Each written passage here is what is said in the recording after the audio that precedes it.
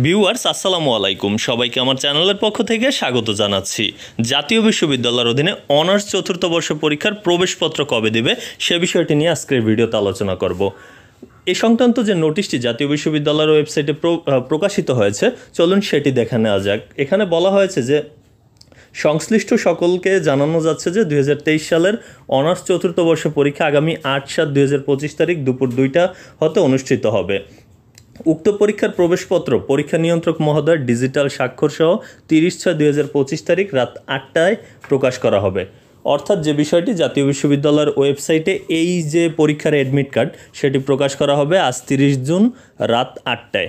তো কলেজ কর্তৃপক্ষ এরপর এটিকে ডাউনলোড করবে, ডাউনলোড করে প্রিন্ট করবে। করার পর কলেজের প্রত্যেক কলেজের অধ্যক্ষ তিনি তার যে ঘরটিতে স্বাক্ষর দিতে হবে সেখানে স্বাক্ষর করবেন। এরপর কিন্তু এটি শিক্ষার্থীদের মাঝে বিতরণ করা হবে। তো সেক্ষেত্রে 30 জুন রাতে যেহেতু এটি পাওয়া যাবে, অনেক কলেজ হয়তো 30 জুন এটি করতেও পারবে না। সেক্ষেত্রে 1 জুলাই 1 জুলাই কিন্তু এটি হয়তো প্রিন্ট করবে কলেজ কর্তৃপক্ষ। তারপর প্রিন্সিপালের স্বাক্ষর নেওয়া।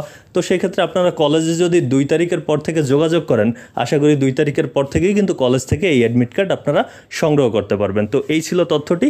এতক্ষণ সাথে থাকার জন্য অসংখ্য ধন্যবাদ।